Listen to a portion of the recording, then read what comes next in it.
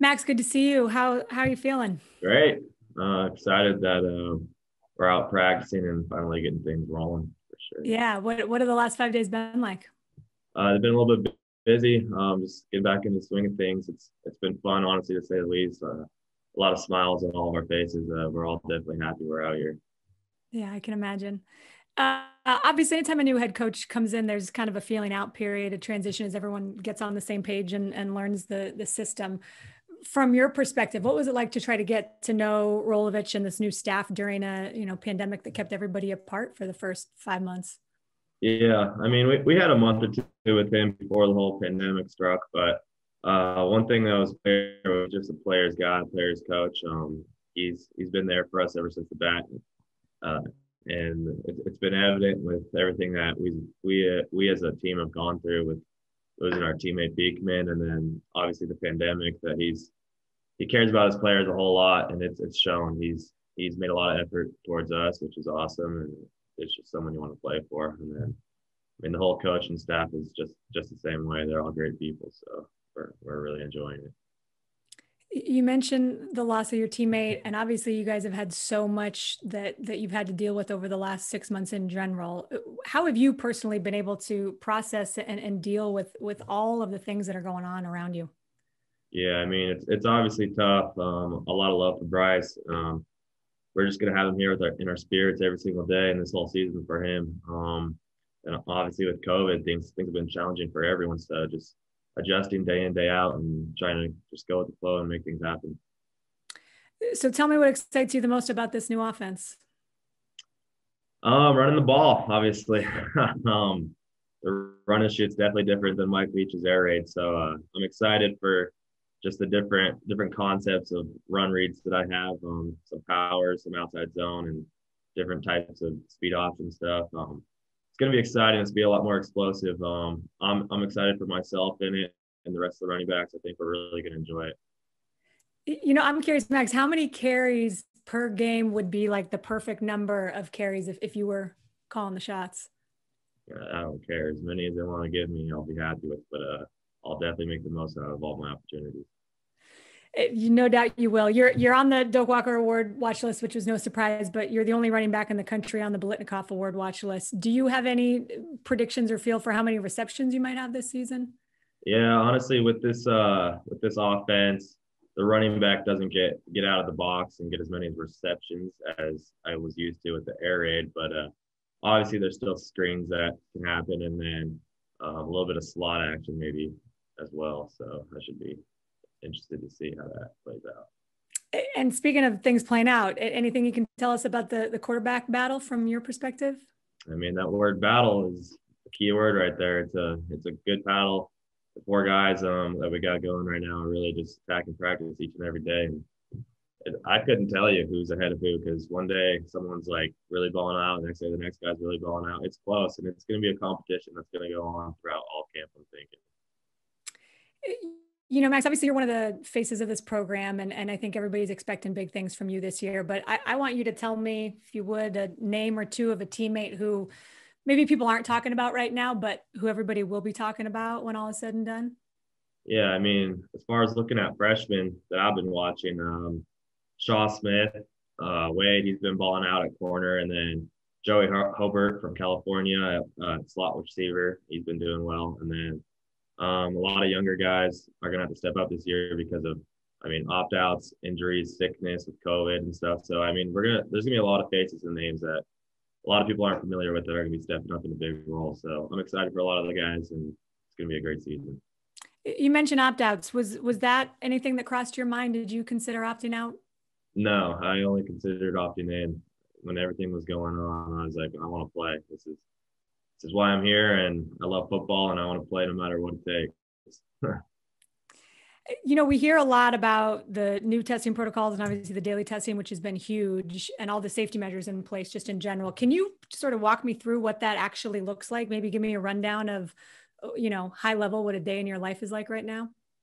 Yeah, pretty much wake up early and get tested. It's a little nose swab like everyone's familiar with, and then results come back within a couple hours, and you're good to go. Whether or not tested positive or not. And then from then on, is it pretty much business as usual? Yeah, obviously still remaining social distance and all the safe protocols. We still practice all that, but yeah, pretty much just we're going. Okay, last thing for me, and then I'll turn it over to the rest of the media for questions. But your coach carried on the great tradition of having, Old Crimson at College game day. I think it's whatever, 240 plus straight appearances. I'm assuming that you saw the footage or live him as the flag bearer on ESPN a few weeks ago. Yeah, I did. That was cool. How would you grade out his performance there? Yeah, I thought he was waving that flag pretty well. He had a pretty good form and seemed to be doing pretty well with it. I think all the Cougar fans loved it as well. I enjoyed his game face. He was all business. Oh yeah, he's always all business. All right, Max. Well, thanks so much for your time. We appreciate it, and looking forward to watching you on the field this year. I appreciate it. Thank you. And we'll turn it over to media for Q&A now. And to lead us off, as a reminder, use the raise hand function to get in the queue. And Theo Lawson will lead us off. Hey, Max, can you hear me? I just wanted to, sorry, I'm drinking some water. you're good. I just wanted to follow up on the question about opting out. Did you talk to anyone in your family, any coaches about that at all, or did you just kind of make that decision on your own without kind of consulting anyone? I made that decision on my own. I love the game of football. I would never opt out. Can you speak to how well conditioned the team is right now compared to most years where obviously the guys didn't have the same opportunities in the offseason to kind of use a weight room? And can you kind of explain what you did yourself to stay in shape and how in shape the team is right now? Yeah, honestly, it wouldn't be as bad as you thought. A lot of guys definitely been putting in the work and the hours because they know that they got to be ready at any moment. So honestly, we're all in pretty good shape, but obviously there's still a lot more work to be done. We still got 24 more days, 24 more opportunities until our first game. So for me personally, it was a weird off season, obviously, with access to weight rooms and stuff. I mean, like prime COVID, I bought myself a bike and I was biking every single hill and running every single hill in Pullman just to stay active. But I slowly got access to a weight room and then just kept training, and then things slowly started to come back together here as far as everything. So it hasn't been too bad, but yeah, I think we're in pretty decent shape right now. Okay, our next question will come from Brenna Green. Hi, Max. Did you ever consider transferring when the Pac-12 decided that they were not going to have football in the fall originally? No, personally for me, it was tough news. I mean, it is for a lot of people. It was for a lot of people, but I'm faithful to Cougar Nation and everything they've done for me here. So I wanted to stick it out here and plan to finish my whole career here.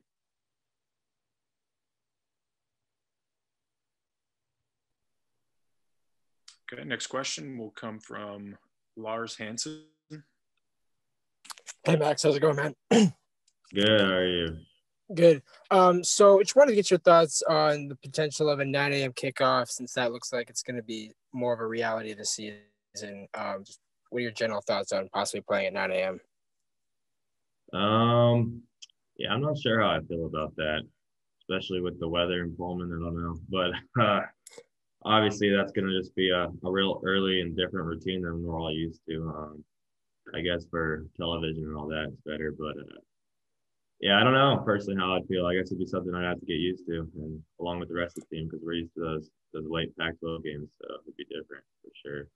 And kind of on that similar note, having the Apple Cup in the middle of the season, does that strike you as weird? Because obviously I'm not saying looking ahead to any games, but just the fact that that's not at the end of the season, is that different for you guys at all, or is that weird at all? Yeah, I mean it's different. It's definitely different. We're used to it as our very last game, besides the bowl game, but should be interesting. I guess both teams are going to be healthier most likely because it's earlier in the season. I guess I don't know. I haven't really thought about that one too much. Thanks, Max. Yeah. And as a reminder, if media have any questions, use the raise hand function. Our next question will come from Kelsey Khaleesi of PBS Cronkite. Hey, Max, thank you so much for your time. With this crazy year, you've actually gotten an opportunity to be a viewer on college football Saturdays and have gotten to watch teams you could see later on this season, but also watch people in your position. So have you been watching, and what's it been like? And have you noticed anything, and do you like it, or does it drive you a little nuts? Yeah, a little bit of both. I mean, I love football, so I tend to want to watch it, but I also get pissed off when I'm watching it because I know I should be out on the field playing the same day. So it goes both ways. But yeah, it's been interesting to watch different teams throughout the country and different running backs who are all over the country at different positions too. And like as well as Mike Leach and the air raid in the SEC, that's been fun to watch. A lot of different teams have been interesting to watch. I watch a lot of football, a lot of NFL as well. But yeah, no one really loves watching football if you should be out there playing. Understand. What's it like seeing your old coach in new colors? Yeah, it's a little weird. And from what he's done this season, it's been pretty cool to watch. I mean, that win against LSU is pretty awesome, but I know he's not too happy with the last 2 weeks he's had, so I'm sure he'll get his boys right and they'll get it rolling. Awesome. Thank you so much. Yeah. Okay, and we'll go back for follow-up from Theo Lawson. Max, can you kind of describe what each of the three quarterbacks kind of do well back there, and what you've seen specifically from Gunnar, Jaden, and Cam after about 4 or 5 practices? Yeah, they all have their own abilities they all have their own pros and cons, in my own opinion. But I think they're all very educated, very smart, and they're all really getting this offense down. So they're going to be at a level playing ground as far as their ability to know the offense. But I think speed is a huge thing. They all have different speeds and people, and then their arm is all different too. Obviously, Cameron's a lefty, he throws a different spiral, and then the other two are righties. And then I don't know, they've all been performing really well, and I've been really trying to like personally pick like who's it going to be, and then I can't do it. It's going to come down to the last practice, I'm sure. It's going to be based off statistics and a whole lot of things, I'm sure. It's not my decision, but they're really competing, and they're all doing a really good job. Obviously, I'm just excited to see how it turns out because I honestly have no idea where it's going at this point. One day I'm liking one guy, the next day I'm liking the next guy. So it's really competitive to say the least. Okay, a follow-up from Brenna Green. Max, kind of talking about the quarterback battle a little bit more. Does it feel any different than the last 2 years? Because this is your third quarterback battle, so you have some experience in this situation. I mean, no, because it's always just as competitive. It's always coming down to the last day of camp or so. Obviously, we're a Division I football program. It's going to be competitive, and every guy wants that spot, but there's only one quarterback. So it feels the same, and the guys bring good juice, good energy, and they're all good leaders. So it's going to be a close battle for sure. And then you mentioned at the beginning just the fact that the thing you're most looking forward to is just running more this year, which is only a thing an air raid running back would probably ever say when it comes to offenses. Just how nice is it for you knowing that you are going to be used more as a traditional running back this year as opposed to years prior? Yeah, I mean, I'm grateful for what I did in the last 2 years. I think it was good to get the film of me catching the ball and still running a little bit, but now this is my year to prove who I am and prove why I'm a running back and what I'm capable of. I'm definitely interested to do all these different run schemes because I know that I'm a great runner and I know that I can prove it to the whole country. I just need the opportunity. So this year is going to be a big year, and I'm excited for every opportunity I get from our coaches.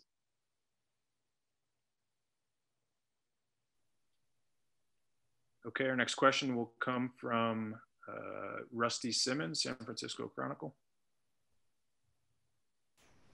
Hey, Max, I'm not sure how much thought you've given to the idea of empty stadiums, but wondering, depending on what state and local officials do, how much would it mean to you to allow family and friends into stadiums to watch you guys play this season? Yeah, I think that's huge.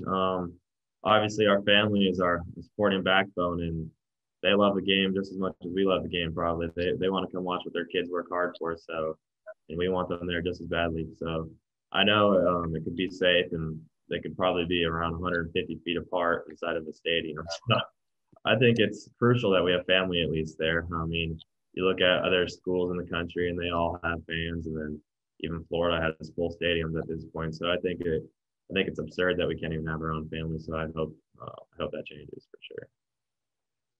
You hit on it there. That's what I was going to ask you next. If you think it's safe, you've seen now the daily protocol that the Pac-12 has for you guys at practices, and you mentioned the size of stadiums. Do you think it's possible to do this safely? Yeah, absolutely. Are you talking as far as having your family there? That's it. Yeah. Oh yeah. I mean, there's probably not too many families there. They could probably be around 100 feet apart. Like the stadium is pretty big, so I think it's completely safe. Right on. Thanks, Max. Yeah, thank you. And our next question will come from Cody Scholler of the Daily Evergreen. Hey, Max, I'm just wondering, obviously the first game of any season is a big one, but how different is it this year with it being a delayed offseason and a first matchup with Oregon State, which for you last year was a pretty big game with the prediction and the game-winning touchdown. So what is it like this year especially? Yeah, I mean, it's a lot of work ahead for us. We got 24 opportunities ahead of us. We got to just take it day by day, keep practicing hard. And obviously, Oregon State plays us well every year. So it's going to be a great competition. And I know that they're going to be fighting for a win as hard as we're going to be fighting for a win. So it's going to be a battle out there. I think it's really going to come down to whoever prepares better. So it starts today. Thank you. Yeah. Okay, as a reminder, please use the raise hand function to get in the queue for questions.